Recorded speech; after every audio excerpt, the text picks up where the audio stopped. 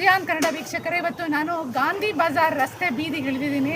ಇವತ್ತು ಗಾಂಧಿ ಬಜಾರ್ನ ಎಲ್ಲ ಬೆಂಗಳೂರಿನ ಇತರೆ ರಸ್ತೆಗಳಿಗಿಂತ ಕ್ಲೀನ್ ಆಗಿರುತ್ತೆ. ಗಾಂಧಿ ಬಜಾರ್ ಪಾರಂಪರಿಕವಾಗಿದೆ.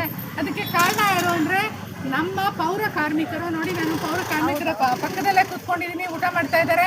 ಇವರಿಗೆ ಇವತ್ತೊಂದು ವಿಶೇಷವಾದ ಮಾಹಿತಿನ ನಾನು ಅವ್ರಿಗೆ ಕೊಡ್ತಾ ಇದ್ದೀನಿ. ಏನಂದರೆ, ತೆಲಂಗಾಣದಲ್ಲಿ ಪೌರ ಕಾರ್ಮಿಕರಿಗೆ 2 ಲಕ್ಷದಷ್ಟು ಸ್ಯಾಲ್ರಿಯನ್ನು ಅಲ್ಲಿನ CM ಘೋಷಣೆ ಮಾಡಿದ್ದಾರೆ ರೇವಂತ್ ರೆಡ್ಡಿ. ನಮ್ಮ CM ಇವರಿಗೆ ಯಾವಾಗ 2 ಲಕ್ಷ ಕೊಡ್ತಾರೆ? ಮತ್ತು 2 ಲಕ್ಷ ಸ್ಯಾಲ್ರಿ ಕೊಟ್ಟಾಗ ಎಲ್ಲ ವರ್ಗದವರು, ಎಲ್ಲ ಜಾತಿಯವರು ಬಂದು ಗುಡಿಸಿ, ತೊಂದರೆ ಇಲ್ಲ, 2 ಲಕ್ಷ ಸ್ಯಾಲ್ರಿ ವಿಡ್ರಾ ಮಾಡ್ಕೊಳ್ಳಿ ಅನ್ನೋ ಒಂದು ಆಫರನ್ನು ಕೊಟ್ಟಿದ್ದಾರೆ.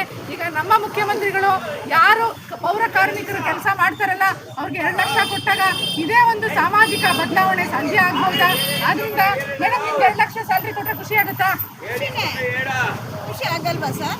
ನಮ್ಮ ಮಕ್ಕಳಿಗೆ ಅಡ್ಮಿಷನ್ ಮಾಡ್ಕೋಬೋದು, ಫೀಸ್ ಕಟ್ಕೋಬೋದು, ಚೆನ್ನಾಗಿ ಇನ್ನೂ ಎಜುಕೇಷನ್ ಕೊಡ್ಬೋದಲ್ಲ. ಒಳ್ಳೆ ಎಜುಕೇಷನ್ ಕೊಡ್ಬೋದು, ಡಾಕ್ಟ್ರ್ ಮಾಡ್ಬೋದು, ಇಂಜಿನಿಯರ್ ಮಾಡ್ಬೋದು ಅಲ್ವಾ? ಒಳ್ಳೆ ಮೇಧಾವಿಗಳ ಥರ ಮಾಡ್ಬೋದು. ಸಂಬಳ ನಮ್ಗೆ ಜಾಸ್ತಿ ಬರಬೇಕಲ್ಲ ಸರ್.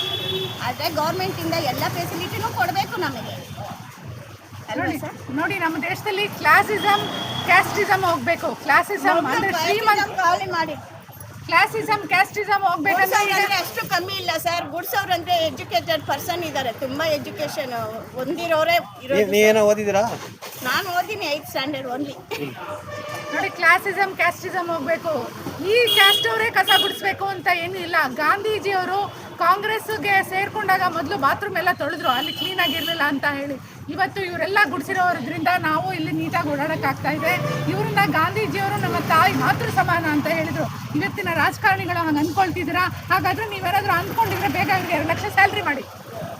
Good question sir. ಇದು ಮಾತ್ರ ಮಾಡೋರಿದ್ರೆ ಮಾಡಕ್ಕೆ ಹೇಳಿ, ಮೊದಲು ಮಾಡಿಬಿಟ್ಟು ಆಮೇಲೆ ಅದ್ರ ಮಾತು ಮಾತಾಡಬೇಕು ಸರ್. ಸುಮ್ಮನೆ ಮಾತು ಮುಖ್ಯ ಅಲ್ಲ, ನಾವು ಕೈಯಲ್ಲಿ ಮಾಡೋ ಕೆಲಸನೇ ಮುಖ್ಯ ನಮಗೆ.